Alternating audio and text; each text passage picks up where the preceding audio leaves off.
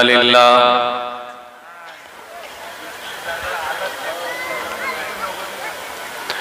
नहमदुहु व नस्तईनुहु व नस्तगफिरुहु व नऊज़ु बिल्लाहि मिन शुरूरि अनफुसिना व मिन सय्यिआति अमालिना मन यहदिहिल्लाहु फला मुदिल्ल लहु व मन युद्लिल फला हादिय लहु व अशहदु अन ला इलाहा इल्लल्लाहु वहदहु ला शरीक लहु व अशहदु अन्न मुहम्मदन अब्दुहु व रसूलुहु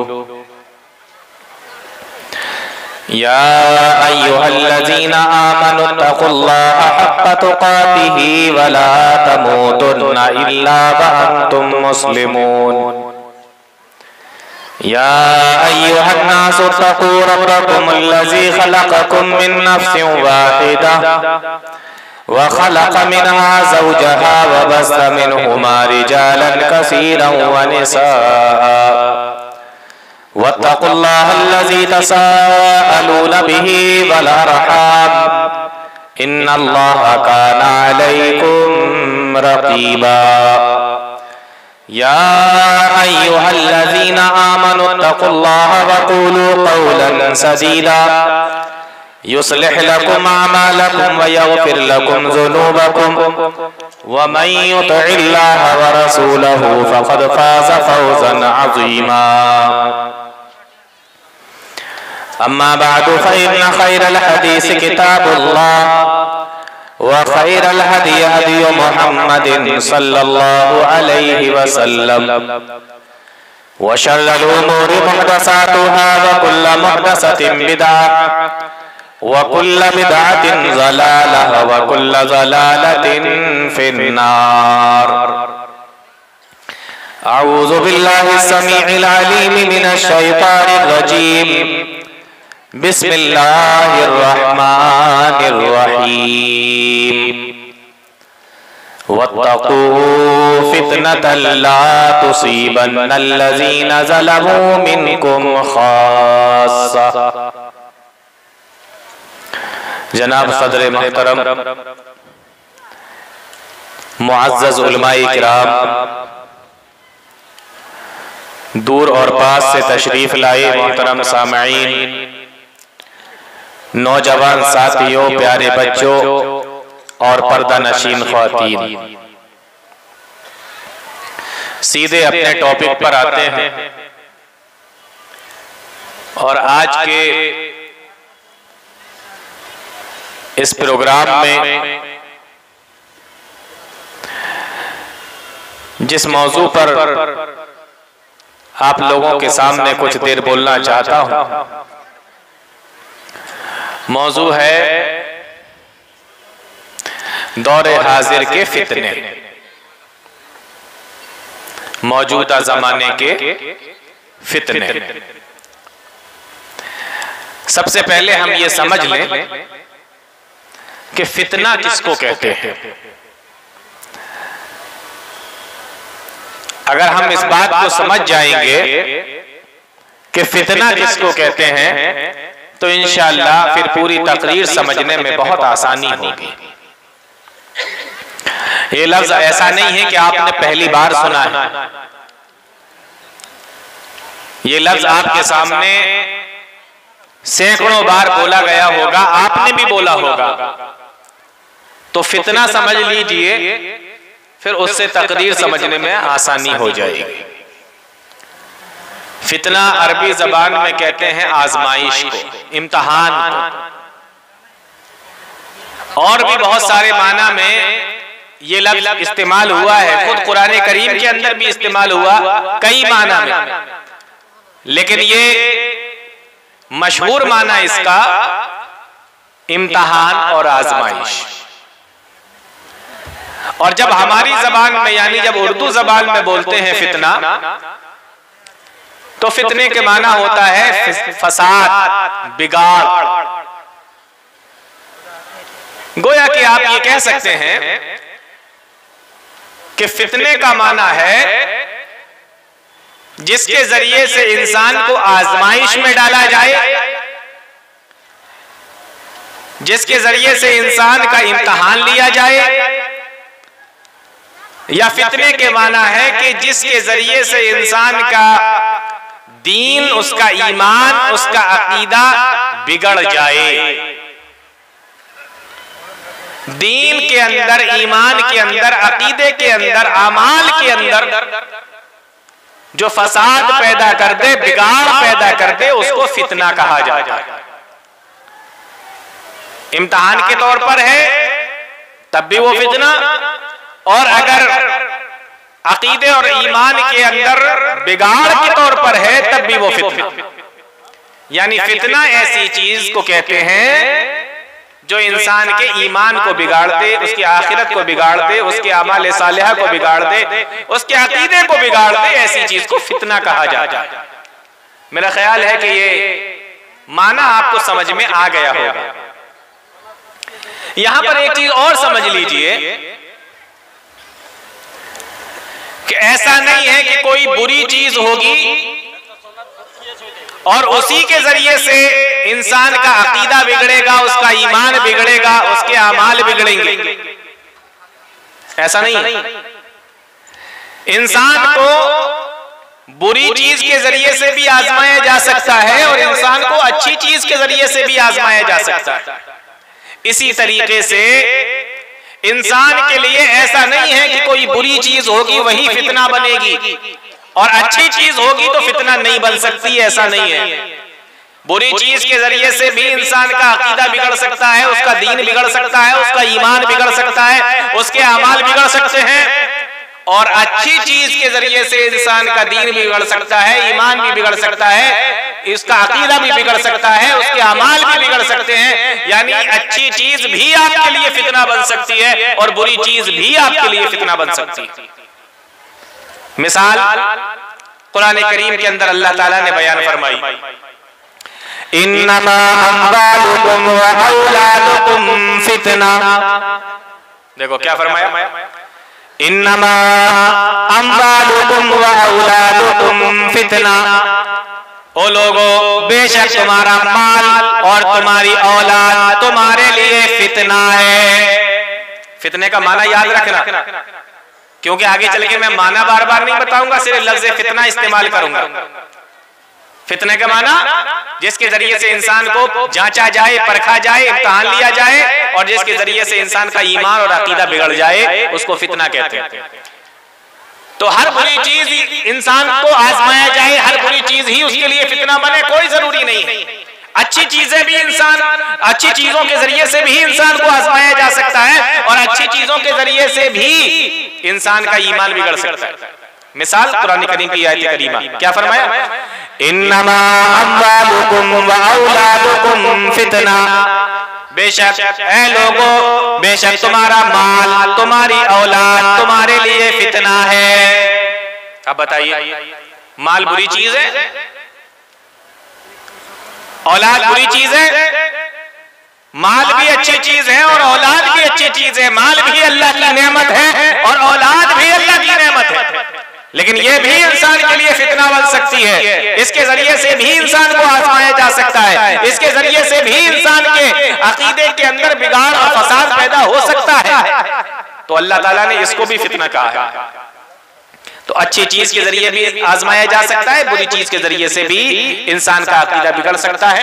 अल्लाह ताला ने फरमाया, इन्नमा अम्वालुकुम व औलादुकुम फितना। बेशक तुम्हारा माल और तुम्हारी औलाद तुम्हारे लिए फितना है। तो फितने का माना समझ में आ गया। चलिए अब थोड़ी सी और बात कर लेते हैं। प्यारे नबी सल्लल्लाहु अलैहि वसल्लम ने फरमाया कि एक जमाना ऐसा आएगा कि फितने बहुत आएंगे, यानी जिसके जरिए से इंसान का ईमान बिगड़ जाए, अकीदा बिगड़ जाए, जिसके जरिए से इंसान को आजमाया जाए, ऐसे फितने बहुत आएंगे। वो हदीस देखें, सही बुखारी की रिवायत है। अल्लाह के नबी फरमाते हैं, ला तक़ूमु साअतु, क़यामत उस वक्त तक कायम नहीं होगी। कब तक नहीं होगी? फरमाया, हत्ता युक़बज़ल इल्मु, यहाँ तक कि इल्म को उठा नहीं लिया जाएगा। इल्म को उठा लिया जाएगा। क़यामत उस वक्त तक कायम नहीं होगी जब तक के इल्म को उठा नहीं लिया जाएगा।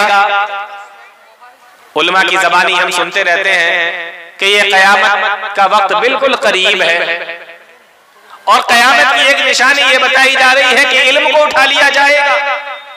लेकिन हम ये देखते हैं कि जैसे जैसे हम क़यामत के करीब होते चले जा रहे हैं, वैसे ही वैसे दुनिया के अंदर इल्म बढ़ रहा है। स्कूल खुल रहे हैं, कॉलेज खुल रहे हैं, यूनिवर्सिटियां बढ़ रही हैं, और रिसर्च हो रही है, और नई नई चीजों की इजादात हो रही हैं। फिर कैसे इल्म कम हो रहा है? हम तो देख रहे हैं कि इल्म बढ़ता चला जा रहा है। एक हदीस दूसरी हदीस की शरह करती है। प्यारे नबी सल्लल्लाहु अलैहि वसल्लम ने इस हदीस की शरह में एक दूसरी हदीस बयान फरमाई कि इल्म उठा लिया जाएगा। कैसे उठाया जाएगा? नबी फरमाते हैं, इन्नल्लाह ला यक़िज़ुल इल्मा इंतिज़ार यंतज़िउहु मिनल इबाद। अल्लाह ताला इल्म को ऐसे नहीं उठाएगा कि इंसान के दिल से इल्म को गायब कर दिया जाए। इंसान रात में सोया, हाफिज कुरान था, और सुबह जब सोकर उठा तो उसको कुरान का कोई एक पारा भी याद नहीं, कोई एक सूरत भी याद नहीं। इस तरीके से इल्म को नहीं उठाया जाएगा। इंसान जब रात में सोया तो आलिम था, बहुत सारे मसाइल उसको मालूम थे, बहुत सारी चीजों का जानकार था, लेकिन जब सुबह उठा तो हदीसें उसके दिल से निकल गई, मसाइल को वो भूल गया। फरमाया इस तरीके से इल्म को नहीं उठाया जाएगा। फिर किस तरीके से इल्म को उठाया जाएगा? फरमाया वलाकिन यक़बिज़ुल इल्म बिक़ब्ज़िल उलमा। उलमा को उठा लिया जाएगा, उलमा इस दुनिया से चले जाएंगे, इस तरीके से इल्म को उठाया जाएगा। तो कॉलेज बने बनते रहे, यूनिवर्सिटियां बने बनती रहे, इल्म फैलता है फैलता रहे, लेकिन हम सब जानते हैं कि उलमा धीमे धीमे करके उठते चले जा रहे हैं, और जो आलिम दुनिया से चला गया फिर उसके मुकाबले का कोई दूसरा आलिम नहीं आता है। इमाम बुखारी गए, फिर कोई दूसरा इमाम बुखारी आया। इमाम इब्ने तैमिया गए, कोई दूसरा इमाम इब्ने तैमिया आया। इमाम अहमद इब्ने हंबल गए, कोई दूसरा इमाम अहमद इब्ने हंबल आया। जो उलमा चले गए फिर उनके जैसा कोई दूसरा नहीं आया। इल्म ऐसे उठाया जाए। फरमाया ला तक़ूमु साअतु हत्ता युक़बज़ल इल्मु। क़यामत उस वक्त तक कायम नहीं होगी जब तक के इल्म को उठा ना लिया जाए। ये उसकी पहली निशानी। और फिर फरमाया वतकसुरज़ ज़लाज़िल। और क़यामत उस वक्त तक कायम नहीं होगी जब तक के ज़लज़ले बढ़ ना जाएं, ज़लज़ले ज्यादा ना आने लगे, ज़लज़ले ज्यादा आने लगेंगे। आज देखिए दुनिया के अंदर पहले कभी कभी साल में 6 महीने में एक बार सुनने में आती थी ये बात कि कहीं पर कोई ज़लज़ला आया है, कोई भूकंप के झटके आए हैं। आजकल देखो अखबार में रोजाना कहीं ना कहीं आपको ज़लज़लों की खबर मिल जाएगी, न्यूज पर आपको रोजाना कहीं ना कहीं भूकंप की खबर मिल जाएगी। ज़लज़ले कितने ज्यादा आ रहे हैं, छोटे हों बड़े हों ये एक अलग मसला है, उसका नुकसान कितना है ये एक अलग मसला है, लेकिन ज़लज़लों की तादाद बढ़ गई है ये हम सब जानते हैं।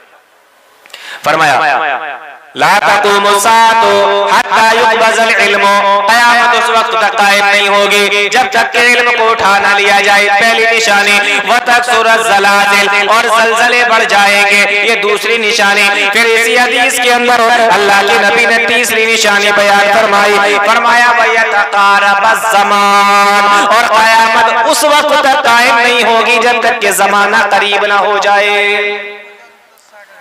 जमाना करीब होने का क्या मतलब है? जमाना करीब होने का मतलब ये है कि इंसान पहले कहीं सफर में जाया करता था, 1 महीने में जितनी दूरी पे पहुंचा करता था, आज हवाई जहाज के जरिए से 2 घंटे के अंदर उतनी दूरी पे पहुंच जाता है। जमाना सिकुड़ गया है। इंसान पहले कोई खत लिखा करता था, 15 दिन में 1 महीने में उसका वो खत दूसरी जगह पे जाके पहुंचा करता था। लेकिन आज आप किसी खबर को टाइप कीजिए मोबाइल के ऊपर और एक बार बटन दबाइए, एक साथ पूरी दुनिया के अंदर वो खबर पहुंच जाती है। वयतक़ारबज़ ज़मान। ज़माना करीब हो जाएगा। और आप देखें पहले वक्त के अंदर कितनी बरकत थी। आप सुबह निकलते थे घर से पैदल या साइकिल लेकर किसी काम से, अपने सारे काम निपटा के वापस आ जाते थे और असर का टाइम होता था और सूरज की गर्मी होती थी और धूप निकली हुई होती थी। आज मोटरसाइकिल से जाते हैं, एक काम निपटाते हैं और शाम को जब वापस आते हैं तो पता ये चलता है कि शाम हो चुकी है, दिन खत्म हो चुका है, जमाना करीब हो जाएगा। एक महीना एक हफ्ते के बराबर लग रहा है, एक हफ्ता एक दिन के बराबर लगता है, एक दिन एक घंटे के बराबर लगता है, जमाना करीब हो जाएगा। ये सारी शरह और तशरीहात ये सब उलमा ने बयान फरमाया। तो तीसरी निशानी ज़माना करीब हो जाएगा। और चौथी निशानी अल्लाह के नबी सल्लल्लाहु अलैहि वसल्लम ने इसी हदीस के अंदर बयान फरमाई, अल्लाह के नबी बयान फरमाते हैं जब क़यामत का वक्त करीब होगा तो फितने ज्यादा से ज्यादा जाहिर होंगे, फितने ज्यादा से ज्यादा आएंगे। ये चौथी निशानी प्यारे नबी सल्लल्लाहु अलैहि वसल्लम ने बयान फरमाई। फितने जाहिर होंगे जिसके ताल्लुक से मुझे बताना है, यानी क़यामत का वक्त जितना करीब होता चला जाएगा फितने उतने ही ज्यादा आते चले जाएंगे। और मैंने आपसे कहा था कि देखो फितने का माना याद रखना, बार बार मुझे बताना ना पड़े, फिर भी मैं आपको बता दे रहा हूं ताकि आप याद रखें। फितना ऐसी चीज जिसके जरिए से इंसान की आजमाइश हो, जिसके जरिए से इंसान का इम्तिहान लिया जाए, या ऐसी चीज जिसके जरिए से इंसान के ईमान में, अकीदे में फसाद और बिगाड़ आ जाए। तो फितने ज्यादा हैं। एक दूसरी हदीस देखें, अल्लाह के नबी फरमाते हैं इसी फितने के ताल्लुक से, फरमाया बादिरू बिल आमाल फितनन, ओ लोगों फितनों के आने से पहले ज्यादा से ज्यादा आमाल कर लो, ज्यादा से ज्यादा नेक आमाल कर लो। बादिरू बिल आमाल फितनन, फितनों के आने से पहले नेक अमल करने में जल्दी करो। मालूम ये हुआ कि अगर कोई इंसान नेक अमल करता है तो फितनों से महफूज रहेगा, और अगर कोई आदमी नेक अमल नहीं करता तो फितनों के अंदर पड़ता चला जाएगा। इसलिए फरमाया जा रहा है फितनों के साथ में नेक अमल का जिक्र फरमाया। मतलब ये है कि अगर नेक अमल करोगे तो फितनों से बच जाओगे। बादुरू जल्दी करो बिल अमाल, नेक अमल करने में। कब? फितनन, फितनों के आने से पहले। फिर फरमाया कतिताइल लैलिल मुज़लिम, तुम्हारे ऊपर फितने इस तरीके से आएंगे जैसे कि अंधेरी रात आती है। फितने इस तरीके से तुम्हें घेर लेंगे जिस तरीके से अंधेरी रात तुम्हें घेर लेती है। अंधेरी रात में क्या होता है? अल्लाह के नबी ये भी तो कह सकते थे कि फितने ऐसे आएंगे जैसे दिन आता है, लेकिन फितनों की मिसाल प्यारे नबी ने दिन से नहीं दी, रात से दी है। क्यों? इसलिए कि रात में इंसान को दिखाई नहीं देता अंधेरे की वजह से, और इसी तरीके से जब फितने आएंगे तो आपको पता ही नहीं चलेगा कि आप फितनों के अंदर गिरफ्तार हो गए हैं, फिर फितनों ने आपको घेर लिया है। जिस तरीके से रात में दिखाई नहीं देता, इसी तरीके से फितनों में भी पता नहीं चलेगा। इंसान फितने का शिकार भी होगा और उसको पता भी नहीं। और दूसरी चीज, दिन के वक्त में अगर कोई दुश्मन आपके ऊपर हमला करे तो आप रोशनी की वजह से, चूंकि अंधेरा नहीं होता है दिन में, रोशनी होती है, तो चांस ये है कि आप अपने आप को बचा सकते हैं। गौर से सुनिएगा, दिन के वक्त में अगर कोई दुश्मन हमला करे तो चांसेस ये है कि आप अपने आप को बचा सकते हैं क्योंकि आपको दिखाई दे रहा है। लेकिन रात के अंधेरे में अगर कोई आपके ऊपर हमला करे तो बचाने के चांसेस बहुत कम होते हैं। अल्लाह के नबी ने फरमाया फितने आएंगे अंधेरी रात की तरह, यानी जिस तरीके से रात में दुश्मन से बचना मुश्किल होता है, इसी तरीके से फितनों से भी बचना मुश्किल हो जाए।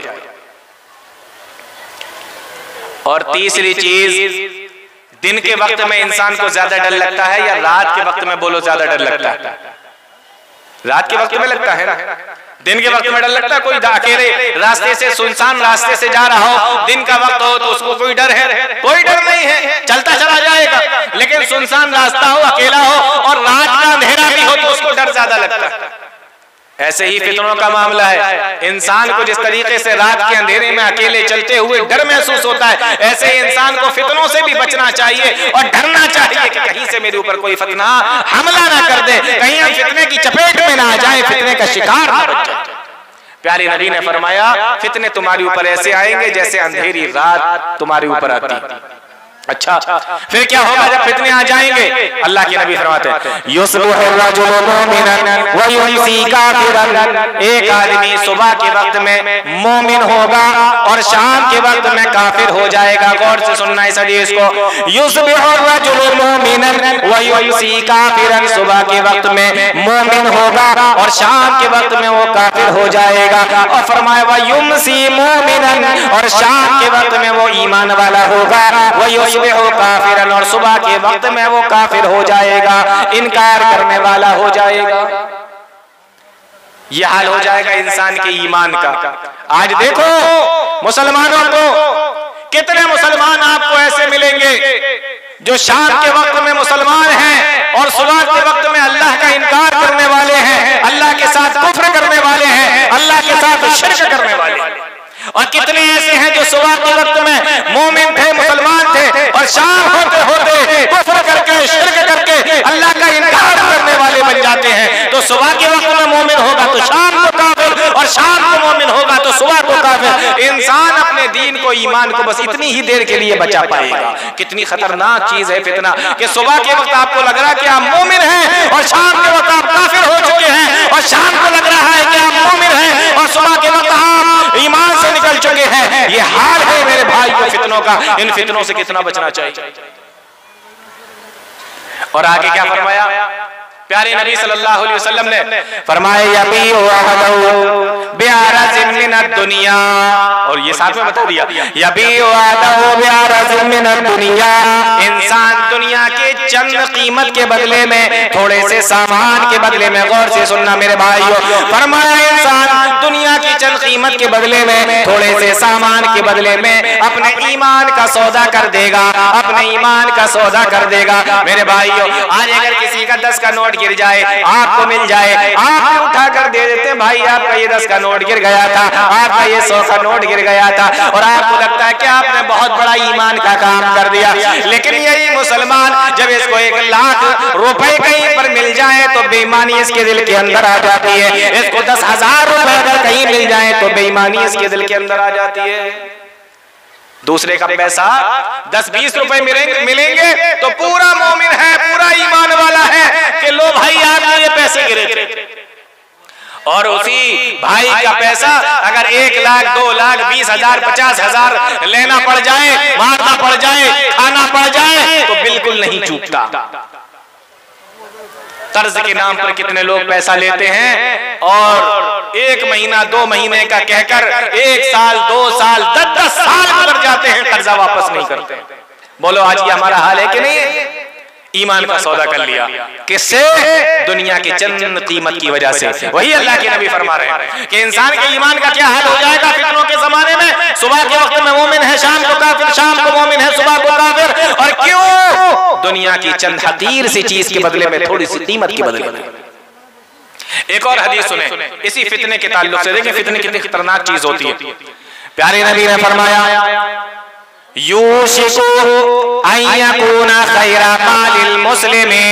एक वक्त ऐसा आएगा, एक वक्त ऐसा आ जाएगा कि इंसान के पास में खैरा मालिल मुस्लिम गनम, उसका सबसे बेहतरीन माल उसकी बकरियां होंगी। यानी कयामत आने से पहले पहले एक जमाना ऐसा आएगा, एक वक्त ऐसा आएगा कि इंसान के पास सबसे कीमती चीज कौन सी होगी? बकरियां।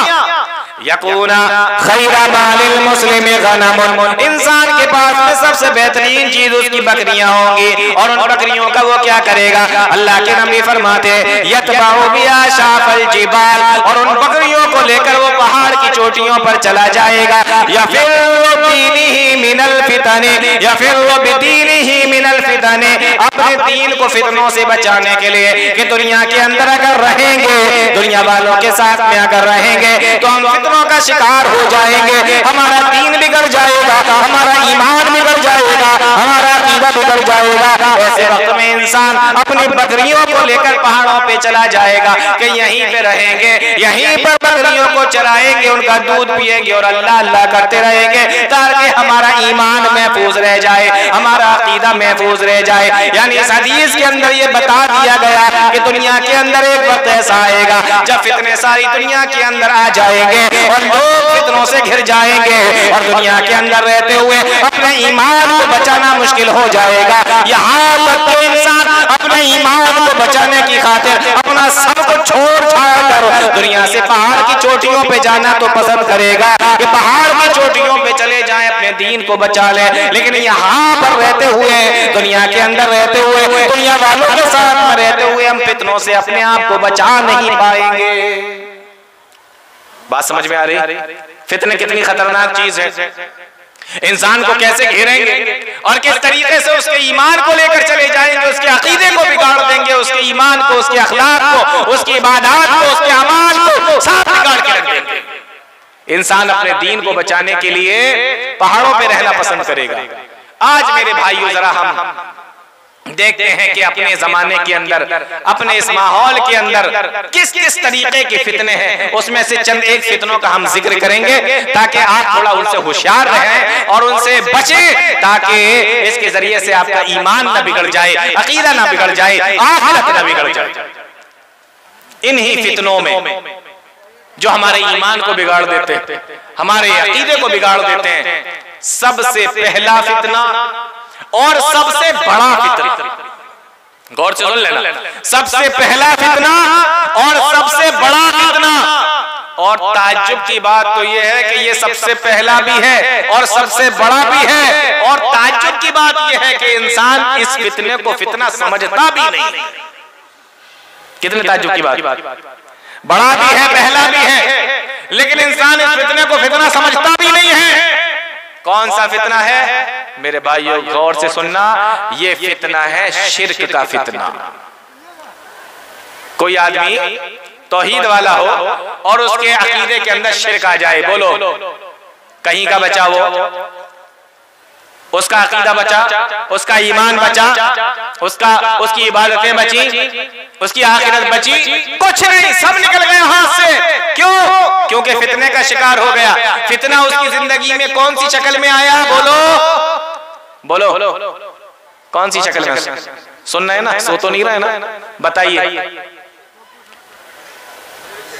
शिर्क, हाँ, मुझे तो लगा सब मूंगफली खाने में मशगूल है। शिर्क की शक्ल में आया, ये पहला भी है, बड़ा भी है, और इस फितने को लोग फितना समझते भी नहीं है। शिर्क का फितना कितना बड़ा फितना है, अल्लाह ताला ने फरमाया। पहले एक हदीस सुनते हैं, प्यारे नबी सल्लल्लाहु अलैहि वसल्लम से सहाबी रसूल ने सवाल किया, अल्लाह के नबी मुझे ये बताइए, अय्यु ज़म्बि आज़म, ये बताइए कि सबसे बड़ा गुनाह कौन सा है, सबसे बड़ा गुनाह कौन सा है? फरमाया, क़ाला अन तजअल लिल्लाहि निद्दन व हुवा खलक़का। पूछने वाले मेरे सहाबी, तू अल्लाह के साथ में किसी दूसरे को पुकारे, अल्लाह के साथ में शिर्क करे, अल्लाह के साथ किसी को शरीक बना ले, अन तजअल लिल्लाहि निद्दन व हुवा खलक़का, जबकि तेरा खालिक अल्लाह है, तुझे बनाने वाला अल्लाह है, तुझे पैदा उसी ने किया और तमाम की तमाम चीजों का पालने वाला, पोसने वाला और तेरी परवरिश करने वाला अल्लाह ताला है, और तो उसके बावजूद भी अल्लाह के साथ में शिर्क करे, ये सबसे बड़ा गुनाह है। इससे बड़ा गुनाह कोई नहीं। क्यों? क्योंकि अल्लाह ताला ने कुरान करीम में एक और जगह पे फरमा दिया, शिर्क इतना बड़ा गुनाह, फरमाया इन्नल्लाह ला यग़फिरु अन युशरका बिही व यग़फिरु मा दूना ज़ालिका लिमन यशा। बेशक अल्लाह ताला शिर्क को माफ नहीं करेगा, ला यग़फिरु अन युशरका बिही, अल्लाह ताला शिर्क को माफ नहीं करेगा, अल्लाह ताला मुशरिक को माफ नहीं करेगा, अल्लाह ताला शिर्क करने वाले को माफ नहीं करेगा। ला यग़फिरु अन युशरका बिही, कि उसके साथ में शिर्क किया जाए, उसके साथ में किसी को शरीक ठहराया जाए। और आप जानते हैं कुरान करीम में अल्लाह ताला ने शिर्क को और जिना को एक साथ बयान फरमाया। शिर्क को और जिना को एक साथ बयान फरमाया। अज़्ज़ानी ला यज़्नी इल्ला ज़ानियतन औ मुशरिकतन वज़्ज़ानियतु ला यज़्निहा इल्ला ज़ानिन औ मुशरिक। अल्लाह ताला ने जिना को और शिर्क को एक साथ बयान फरमाया है। जरा गौर करके देखो इसके अंदर की हिकमत क्या है। इसके अंदर की हिकमत उलमा ने बयान फरमाई है कि जिस तरीके से बीवी आपकी हो और वो किसी दूसरे के साथ में भी आंखें लड़ाए, किसी दूसरे से भी हंस कर बातें करे, या उसका मामला किसी दूसरे के साथ में हो, उसका चक्कर किसी दूसरे के साथ में चल रहा हो, कोई इंसान इस बात को बर्दाश्त नहीं करता कि बीवी मेरी हो और मामला उसका किसी और के साथ में चल रहा हो। इसी तरीके से अल्लाह ताला भी इस बात को पसंद नहीं करता कि बंदा मेरा हो और वो इबादत किसी और की कर रहा हो। जिस तरीके से आप अपनी बीवी का ख्याल रखते हैं, उसके खाने का, उसके पीने का, उसको पहनने का, उसके कपड़ों का, उसके मकान का, हर चीज का, उसकी दवा का,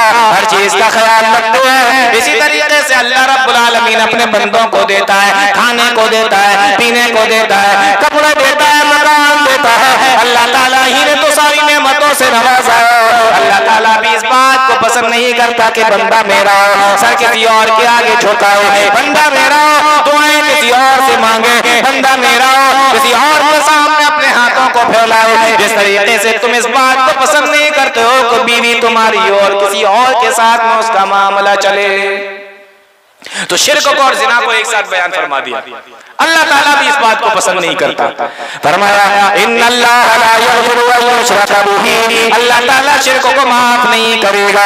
व यग़फिरु मा दूना ज़ालिका लिमन यशा, और शिर्क से छोटे जो गुनाह होंगे अगर अल्लाह ताला चाहेगा तो उनको माफ कर देगा। मेरे भाइयों गौर करने की बात है, अल्लाह अगर चाहेगा तो शिर्क से छोटे गुनाहों को माफ कर देगा, और अगर अल्लाह नहीं चाहेगा तो उन गुनाहों को भी माफ नहीं करेगा। आज हम क्या सोचते हैं कि अल्लाह ताला सिर्फ शिर्क को माफ नहीं करेगा, बाकी कुछ भी करके चले जाओ अल्लाह ताला माफ कर देगा। अल्लाह ने फरमाया व यग़फिरु मा दूना ज़ालिका लिमन यशा, अल्लाह चाहेगा तो उससे छोटे गुनाहों को माफ करेगा, और अगर नहीं चाहेगा तो आपके छोटे गुनाहों पर भी जो शिर्क से कमतर होंगे, शिर्क से छोटे होंगे, लेकिन अल्लाह ताला चाहेगा तो उस पर भी सजा देगा, चाहेगा तो माफ करेगा। लेकिन शिर्क को अल्लाह ताला माफ नहीं करता। इंसान शिर्क क्यों करता है? या तो वो ये समझता है कि दुनिया के अंदर अल्लाह ताला का कोई साजी है, कोई पार्टनर है, या ये समझता है कि अल्लाह ताला का कोई पार्टनर तो नहीं है लेकिन कोई हेल्पर है, मदद करने वाला है। अल्लाह ताला ने कुरान करीम के अंदर एक ही आयत के अंदर तमाम किस्म के शिर्क से अल्लाह रब्बुल आलमीन ने ये बयान कर दिया कि देखो तमाम शिर्क की जड़ को अल्लाह रब्बुल आलमीन ने काट के रख दिया एक ही आयत के अंदर।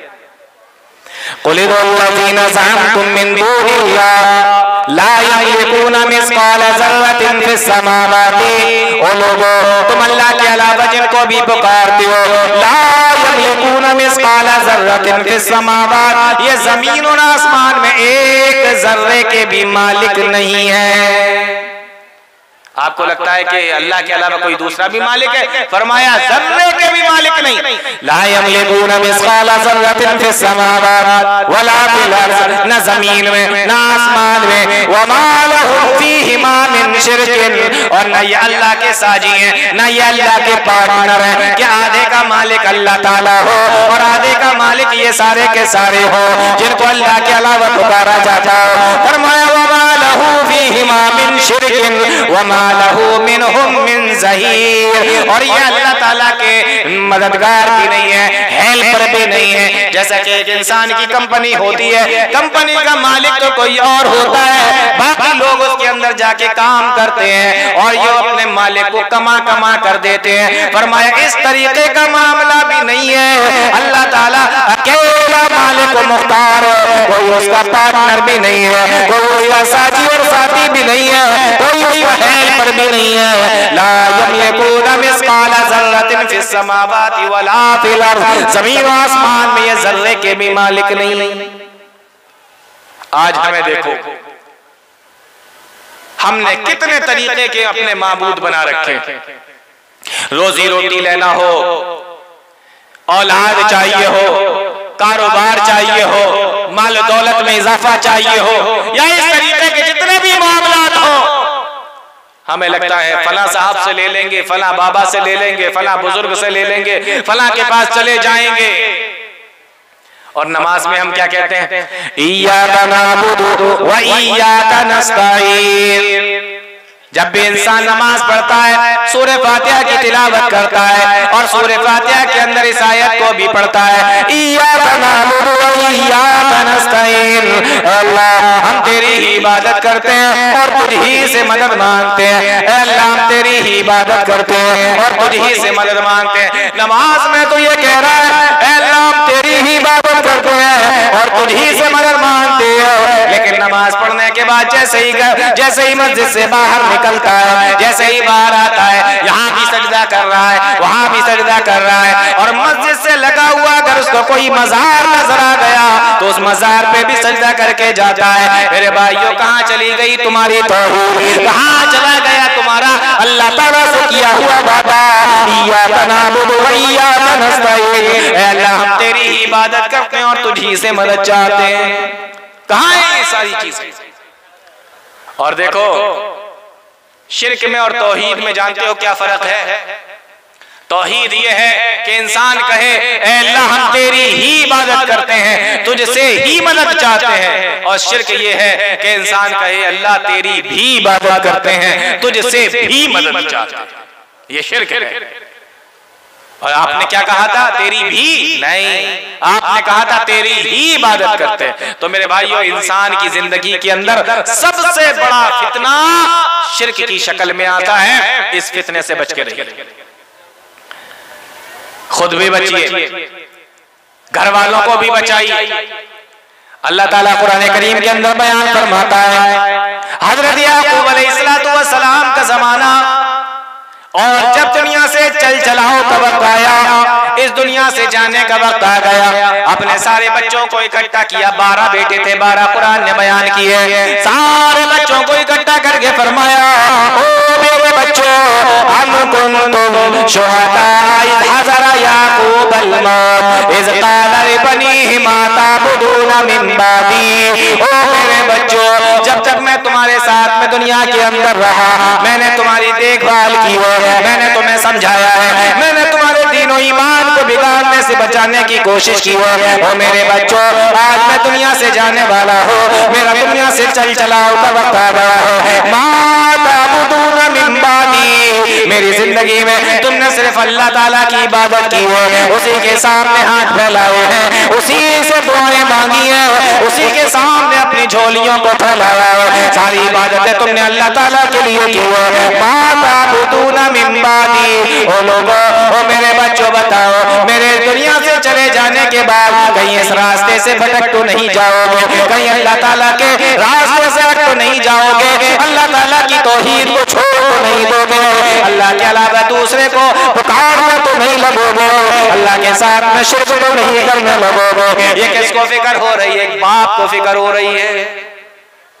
इंसान को अपने औलाद की फिक्र होना चाहिए। इंसान जब दुनिया से जाता है, दुनिया से जाने से पहले इंसान अपनी औलाद की फिक्र करता है। अगर मकान नहीं है तो मकान बना कर देना चाहता है, अगर उसके पास में दुकान नहीं है तो दुकान बना कर देना चाहता है। वो ये चाहता है मेरे जाने के बाद मेरे बच्चे सुकून से जिंदगी गुजारें, ज्यादा से ज्यादा कमा कर जाए, इनकी दुनिया बन जाए, इनकी दुनिया बेहतर से बेहतर हो जाए। और मेरे भाइयों, अगर दुनिया बन भी गई, दुनिया को बनाकर चले भी गए, और अगर आखिरत बिगड़ गई, आखिरत हाथ से चली गई, तो सोचो मेरे भाइयों, क़यामत के दिन तुम्हारा क्या होगा, तुम्हारी औलाद का क्या होगा।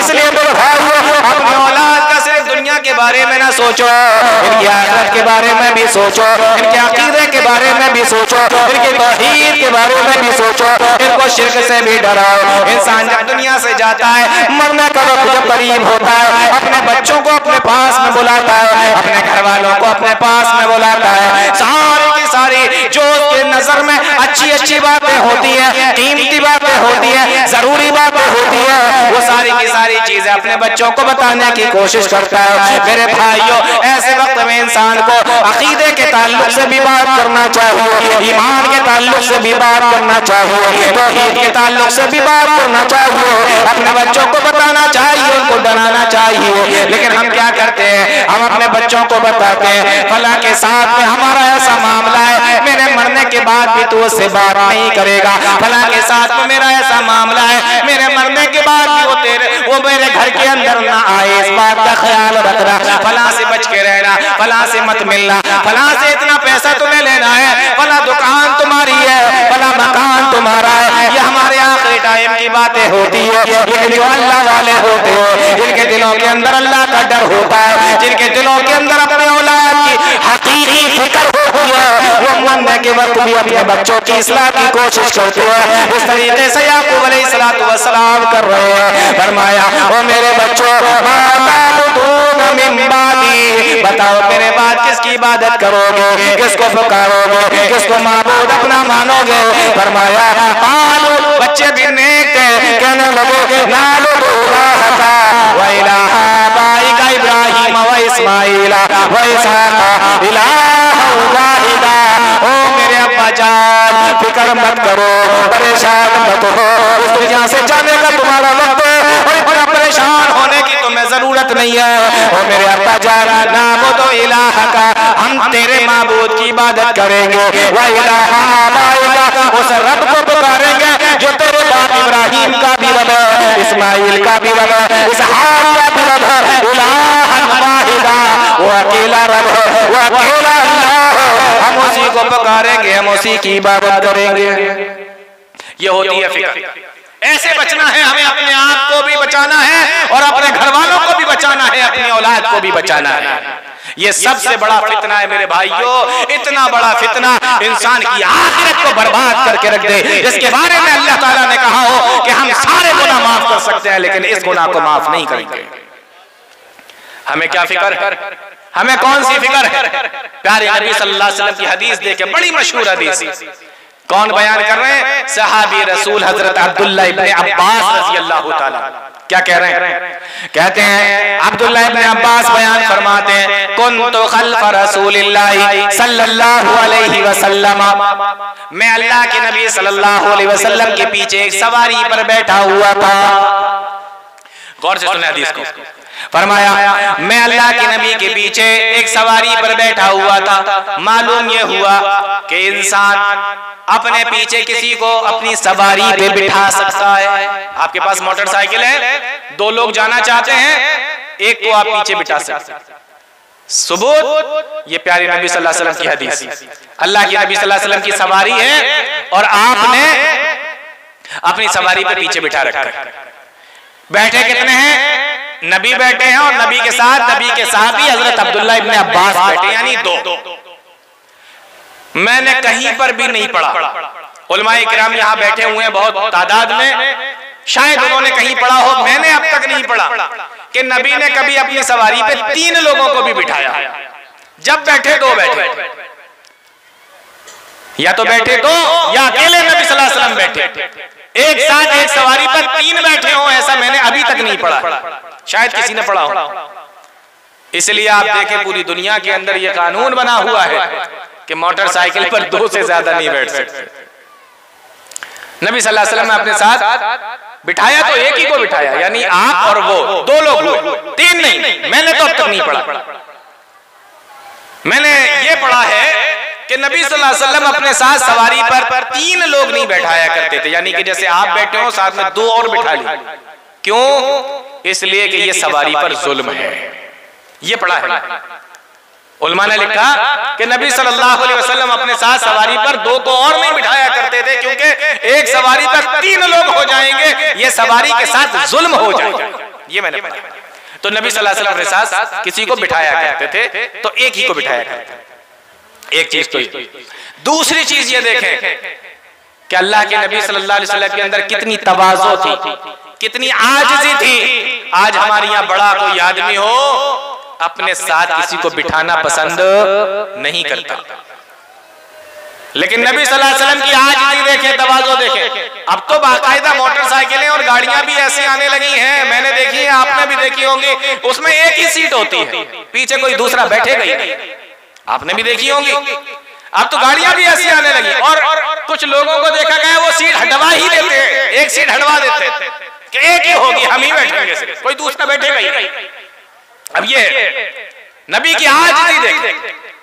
और तीसरी चीज देखें, बैठे कौन हैं? नबी के सहाबी हैं, लेकिन छोटे हैं, बच्चे हैं, हजरत अब्दुल्लाह इब्न अब्बास रज़ी अल्लाह ताला।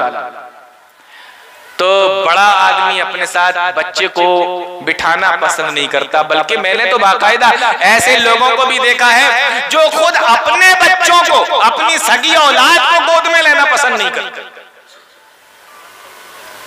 देखें आपने, बिल्कुल देखे होंगे, ऐसे लोग भी दुनिया के अंदर मौजूद हैं, अपनी औलाद को भी गोद में लेना पसंद नहीं करते। उनको लगता है ये मेरी शान के खिलाफ है, मैं बच्चों को खिलाऊंगा, मैं बच्चों को गोद में लूंगा। लेकिन नबी ने बिठाया, ये नबी की तवाज़ु है, नबी की आजिज़ी। अब हदीस सुनिए, अब्दुल्लाह इब्न अब्बास बयान फरमाते हैं, कुन्तु खल्फ़ रसूलिल्लाहि सल्लल्लाहु अलैहि वसल्लम, मैं अल्लाह के नबी सल्लल्लाहु अलैहि वसल्लम के पीछे सवारी पर बैठा हुआ था। बल्कि एक हदीस हजरत मुआज़ इब्न जबल की आती है, वो कहते हैं कि एक मर्तबा अल्लाह के नबी ने मुझे अपने पीछे बिठाया और उसके अंदर है कि अल्लाह के नबी सल्लल्लाहु अलैहि वसल्लम जिस सवारी पर बैठे हुए थे उसका कुछ नाम भी उस हदीस के अंदर आया, वो फिलहाल मेरे ज़हन में नहीं है।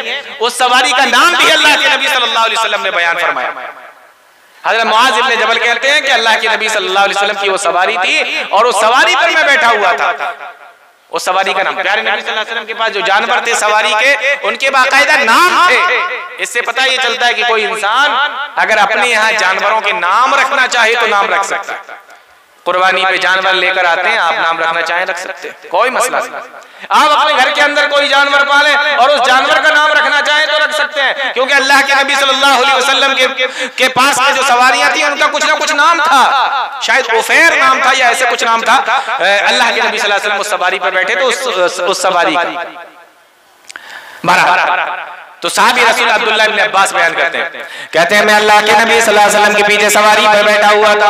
कुन्तु खल्फ़ रसूलिल्लाहि सल्लल्लाहु अलैहि वसल्लम, अल्लाह के नबी ने मुझसे फरमाया, ए गुलाम, यानी ए बच्चे, या गुलाम, ए बच्चे, इन्नी उअल्लिमुका कलिमातिन, मैं तुझे चंद चीजें सिखा रहा हूँ, चंद चीजें मैं तुझे बता रहा हूँ, और से सुनना मेरे भाई। इन्नी उअल्लिमुका कलिमातिन, मैं तुझे चंद चीजें बता रहा हूँ, मैं तुझे चंद चीजों को सिखा रहा हूँ, याद रखना, इसको याद कर लेना।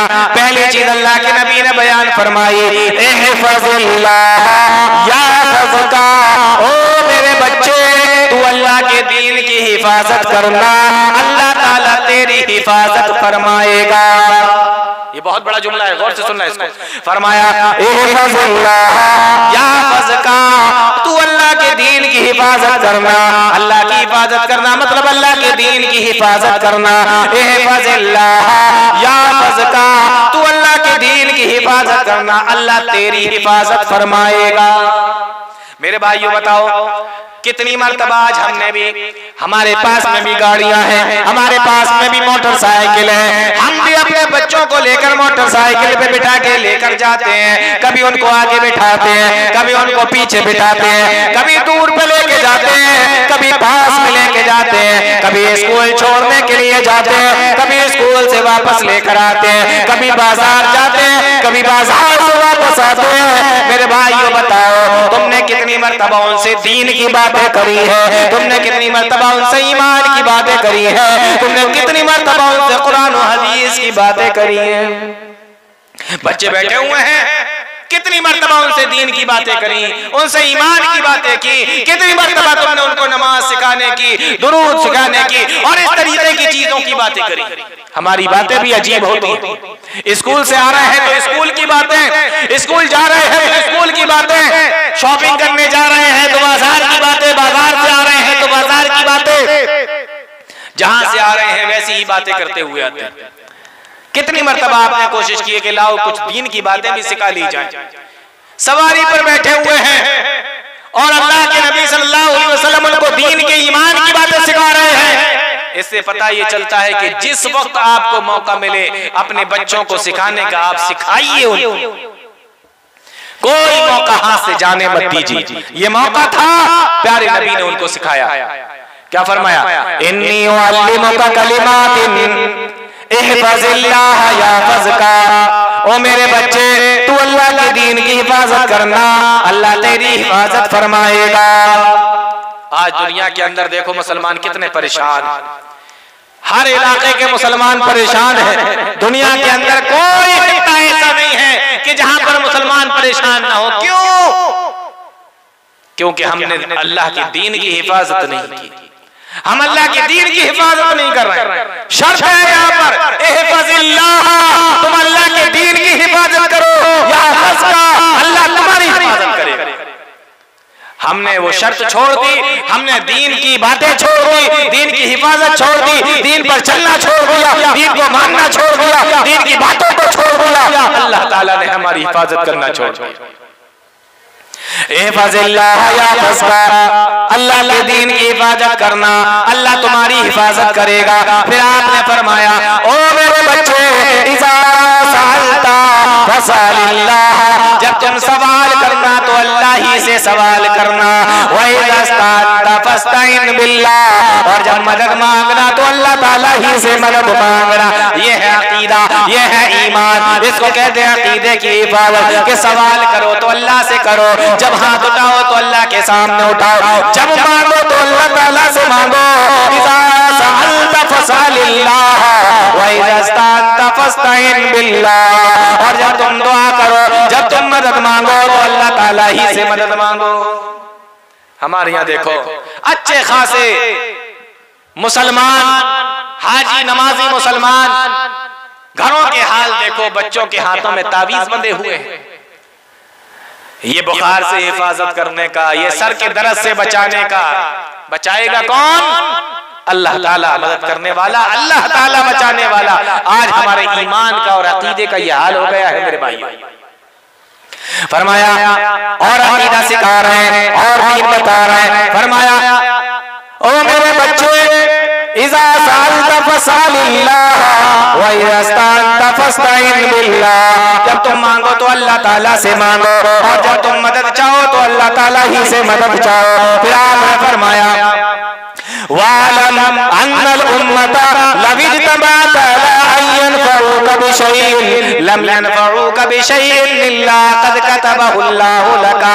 अगर सारी कायनात मिल जाए और तुम्हें फायदा पहुंचाना चाहे, अगर सारी कायनात मिलकर तुम्हें फायदा पहुंचाना चाहे, ओ मेरे बच्चे, तुम्हें सिर्फ उतना ही फायदा पहुंचेगा जितना अल्लाह ने तुम्हारी किस्मत में लिख दिया है। और अगर सारी कायनात मिल जाए, तुम्हारा नुकसान करना चाहे, तुम्हें नुकसान पहुंचाना चाहे, फरमाया तुम्हें नुकसान नहीं पहुंचा सकती इल्ला क़द कतबहु अल्लाहु अलैका, मगर अल्लाह ने तुम्हारी किस्मत में जितना नुकसान लिख दिया है, सारी कायनात मिलकर तुम्हारा कुछ नहीं बिगाड़ सकती।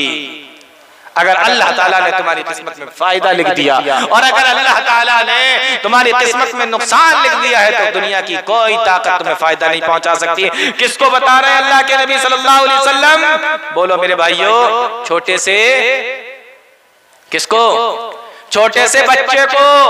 अभी से सीखेगा, सारी जिंदगी याद रखेगा। अभी से सीखेगा, सारी जिंदगी इसका काम आएगा। आज हमने अपने छोटे छोटे बच्चों को ये सिखाना खत्म कर दिया, ये सिखाना बंद कर दिया। दीन सिखाना, ईमान सिखाना, अकीदा सिखाना, उनके अकीदे को ठीक करने वाली बातें सिखाना, हमने ये सब छोड़ दिया। पहले तो हम बताते नहीं, हम सिखाते नहीं, और फिर दूसरा हम ऐसे स्कूलों में पढ़ाते भी नहीं जहां पर ये सब सिखाया जाता हो, ये सब बताया जाता हो। कौन सिखाएगा? आप बताते नहीं हो। पढ़ने भी ऐसे स्कूल के अंदर, मदरसे के अंदर भेजते नहीं हो। भेजा कहाँ पढ़ने के लिए? जहां इसकी उल्टा सारी बातें बताई जाती हैं, इसके खिलाफ सारी बातें बताई जाती हैं। यही बच्चा जब आगे बढ़ के बड़ा होगा, यूनिवर्सिटी में जाएगा, कॉलेज में जाएगा, यूनिवर्सिटी में जाएगा, बोलो इसके पास में कौन सा दीन होगा, कौन सा ईमान होगा, कौन से अकीदे की हिफाजत करेगा, कौन से दीन और ईमान की हिफाजत करने वाला होगा मेरे भाई? तो मैं आपको ये बता रहा हूं कि सबसे बड़ा फितना कौन सा है? शिर्क का फितना है, इससे बचना है। अपने आप को भी बचाना है, अपने घर वालों को भी बचाना है। एक आध चीज और बताता हूं, फिर दूसरी चीज बताऊंगा। प्यारे नबी सल्लल्लाहु अलैहि वसल्लम के एक सहाबी हैं जिनका नाम है हजरत इकरामा। मक्का फतह हो गया, ये डर की वजह से भागकर चले गए कि अल्लाह के नबी ने अगर पकड़ लिया तो हो सकता है कि मेरी गर्दन मार दी जाए।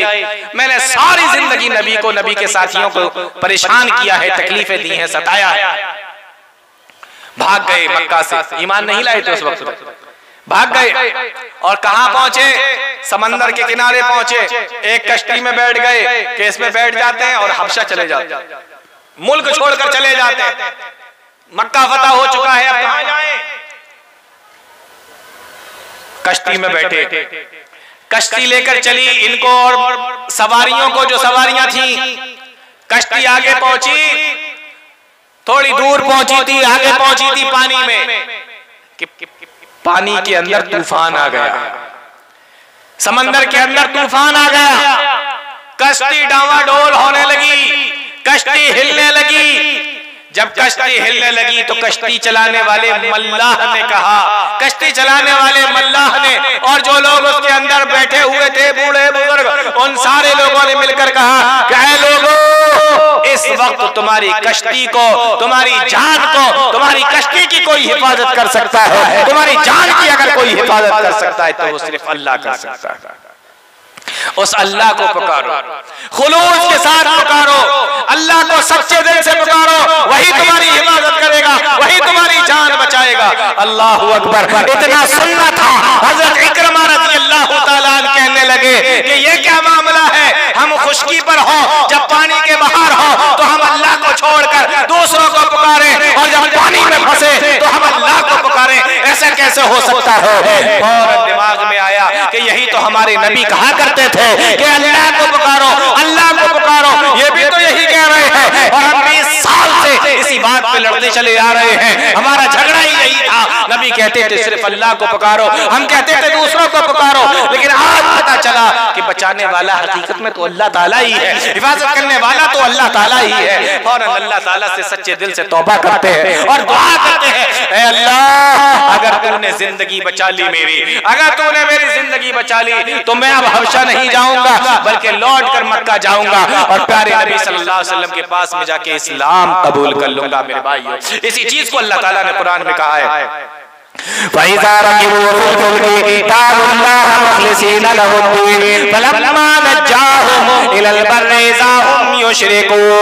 जब तुम कश्ती में सवार होते हो और कश्ती तुम्हारी जब गर्दार के अंदर फंस जाती है, समंदर के तूफानों के अंदर, लहरों के अंदर फंस जाती हो, तो तुम सिर्फ अल्लाह ताला को पुकारते हो।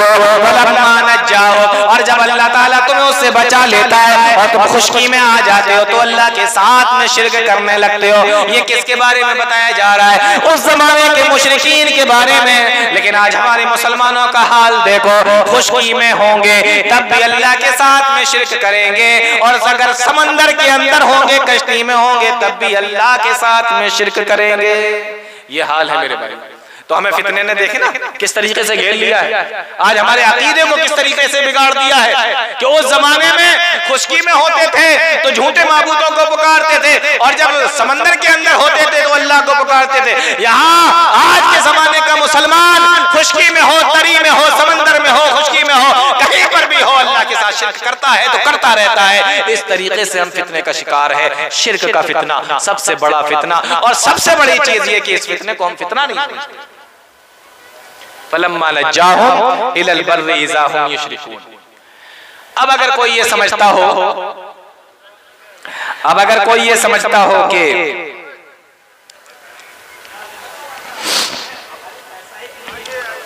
अगर हम शिर्क करके चले जाएं तो हमारा अंजाम क्या होगा, अल्लाह ताला ने कुरान करीम के अंदर उसको भी बयान फरमा दिया। अल्लाह ताला फरमाता है, इन्नहु मन युश्रिक बिल्लाह फक़द हर्रमल्लाहु अलैहिल जन्नह, इन्नहु मन युश्रिक बिल्लाहि फक़द हर्रमल्लाहु अलैहिल जन्नह। आपके चहीते खतीब आ चुके हैं। मैं चंद मिनट लेकर अपनी जगह छोड़ दूंगा, फिर उसके बाद आपको उनको सुनना है। रात का वक्त बहुत ज्यादा हो गया, मैं सिर्फ इसी चीज को पूरा कर देता हूँ जो सबसे बड़ा फितना है, जो शिर्क का फितना है। इन्नहु मन युश्रिक बिल्लाहि फक़द हर्रमल्लाहु अलैहिल जन्नह, बेशक जिन लोगों ने शिर्क किया अल्लाह ताला ने उसके ऊपर जन्नत को हराम कर दिया। फक़द हर्रमल्लाहु अलैहिल जन्नह, अल्लाह ताला ने उसके ऊपर जन्नत को हराम कर दिया है। अब अगर कोई ये सोचे कि चलो जन्नत हराम है लेकिन जहन्नम में भी तो नहीं जा रहे हैं, आगे अल्लाह ताला फरमाता है वमाबाहुन नार, और उसका ठिकाना जहन्नम है। अब अगर कोई ये सोचे कि जन्नत हराम है और जहन्नम ठिकाना है, लेकिन जहन्नम के अंदर से भी तो निकाल लिया जाएगा, कभी ना कभी तो सजा पूरी हो जाएगी, कभी ना कभी तो जहन्नम से बाहर निकाला जाएगा।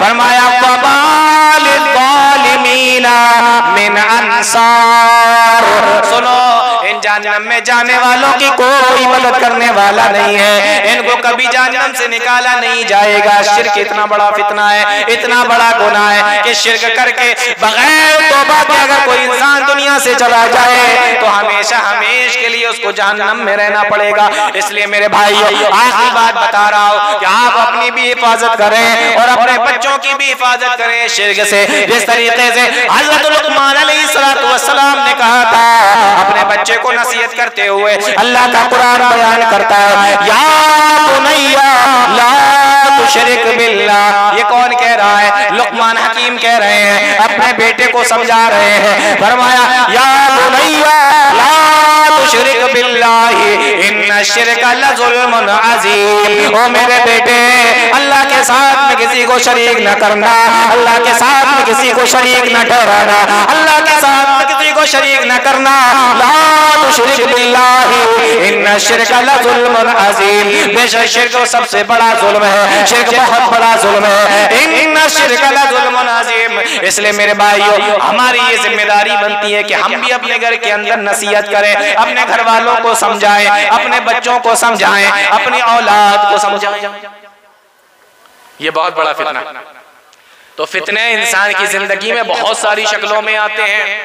इसमें से जो सबसे पहला सबसे बड़ा फितना, जिसको फितना समझा ही नहीं जाता, वो शिर्क का फितना है। और शिर्क का फितना कैसा फितना है कि अगर ये करके इंसान दुनिया से चला जाए तो अल्लाह ताला उसके सारे अमाल को बर्बाद कर देता है और उसका ठिकाना जहन्नम है, और जहन्नम से फिर कभी उसको निकाला नहीं जाता है। इसलिए मेरे भाइयों, इससे बचिए। अल्लाह ताला हम तमाम लोगों को नेक अमल की तौफीक अता फरमाए, कुरान और हदीस को समझने की, उस पर चलने की तौफीक अता फरमाए। आमीन या रब्बल आलमीन। व आखिरु दअवाना अल्हम्दुलिल्लाहि रब्बिल आलमीन। वस्सलामु अलैकुम व रहमतुल्लाहि व बरकातुहू।